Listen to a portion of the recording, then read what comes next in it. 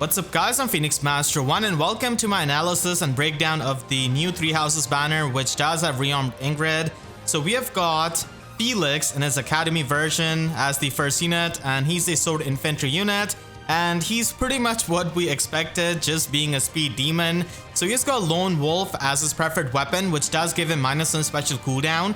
If his HP is at or above 25% at start of the turn or at start of the combat, then he's able to get -2 special cooldown if he has got the max special cooldown count on his special, and if he has got maximum special cooldown count -1, then he basically gets the -1 special cooldown. So what it pretty much means is that he has got both special spiral and time pulse built into this, and it always wants to have the special pre-charged because it is godlike reflexes, so having it pre-charged always.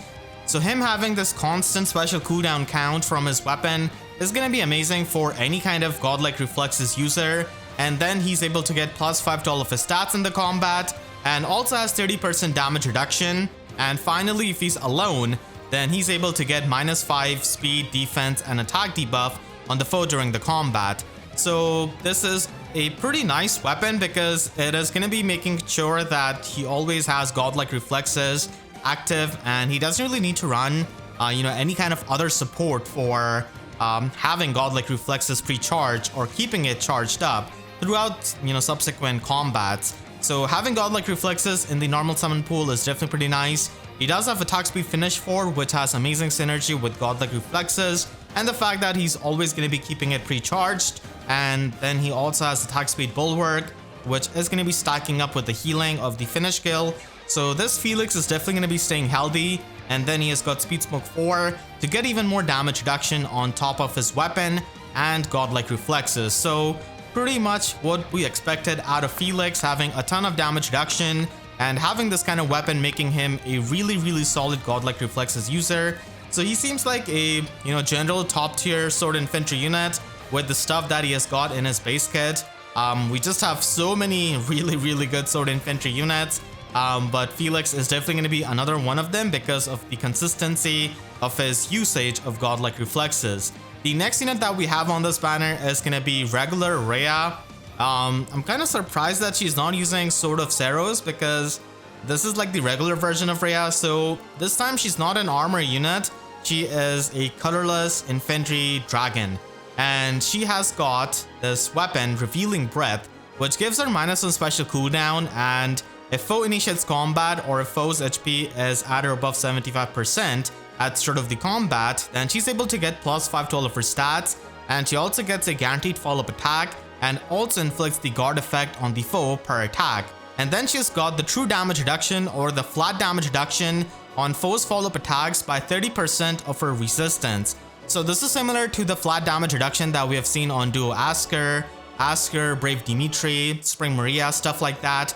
But this is true damage reduction based on resistance, and this is 30% of her resistance, which is definitely going to be quite a lot because this is Rhea. She's going to be having sky high resistance, and 30% of that as a flat damage reduction, which is going to be stacking up with True Dragon Wall, is just going to be amazing. So basically the damage reduction from True Dragon Wall is going to be getting applied first, and then the flat damage reduction is going to be taking place. So keep in mind that this flat damage reduction is only there for the follow-up attacks. It's not there for the first combat or for the entirety of the combat like Asker or Duo Asker or Brave Dimitri. So that is the unique thing about this. And then she has got the adaptive damage, which all of the Dragon Breaths have got. She's got Glimmer and also a new line of skill in Attack Resistance Scowl 4. So this is an amazing slotted skill, and I think that this is probably going to be a Dragon Lock skill based on the Japanese text. And seeing the icon of this skill.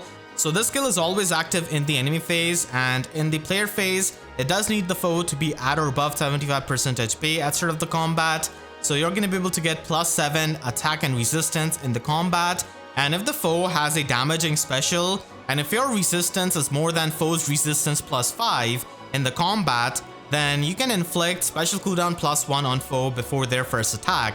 So this is basically the decharging effect, which we have seen on Halloween Duma, on Ascended Young Tiki, on Brave Tiki first of all. So this is basically Brave Tiki's niche in a slot A skill which is going to be inhittable to other dragons. And this kind of decharging is going to be really good when you're going to be facing pre-charged Deadeyes, pre-charged Lethality, and all of that. So it is definitely going to be really, really solid, and it's a super good slotty skill, which I think is going to be for dragons, but time will tell. And then she's got True Dragon Wall, just like Fódlan Rhea. So this is a pretty nice damage reduction skill, and also gives you healing at start of the turn and after the combat if you do have a dragon or beast ally on your team. So it's really good for the self-sufficiency. And overall, Rhea is going to be a pretty solid, bulky dragon with that damage reduction from True Dragon Wall, and the flat damage reduction from her weapon, the guard effect, and the scowl skill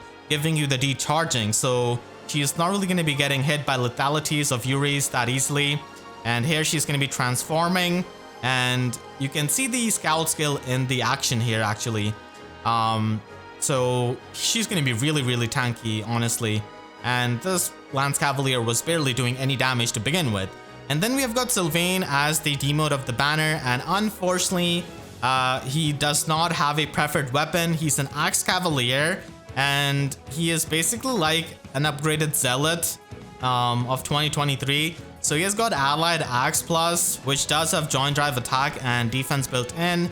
And then he has got Moonbow, and he has also got Attack Defense Catch 3 and Spur Attack Defense 2. So yeah, that's pretty much it. I hope he does have pretty good speed so that he can use Arcane Downfall, and it can be something for Sylvain fans. I do have Summer Sylvain at Plus in Merge, so that's another green Sylvain.